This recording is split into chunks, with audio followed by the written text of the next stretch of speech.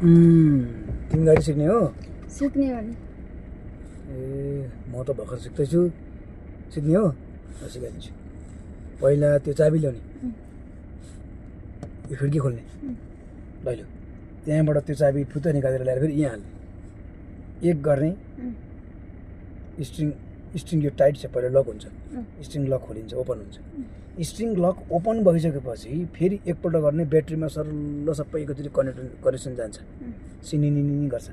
त्यहाँदेखि चाहिँ यो ब्रेक छ, ठिकै छ, ह्यान्ड ब्रेक।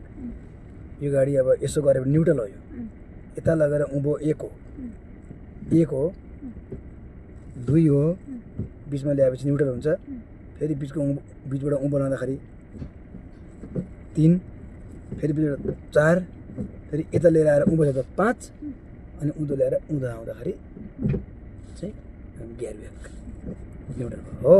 त्यहाँदेखि टक्क त्यो विचार गर्ने, न्युट्रलमा गाडी राख्ने, टक्क गाडी स्टार्ट गर्ने, गाडी स्टार्ट गर्ने, चट्ट चाबी घुमाएपछि आफै स्टार्ट हुन्छ, सलल्ल हुन्छ। यहाँ तल खुट्टा चाहिँ ब्रेकमा हुनु पऱ्यो, यता बिचको ब्रेक हो, यतापट्टिको यो राइट साइडको एक्सिलेटर हो, यतापट्टिको क्लच हुन्छ। क्लच पनि दबायो अनि यसो ब्रेक दबाएर स्टार्ट गर्ने। अनि कुदाउँदाखेरि चाहिँ अब बिस्तारैसँग योलाई ह्यान्ड ब्रेकलाई उँधो गर्ने, डाउन गर्ने।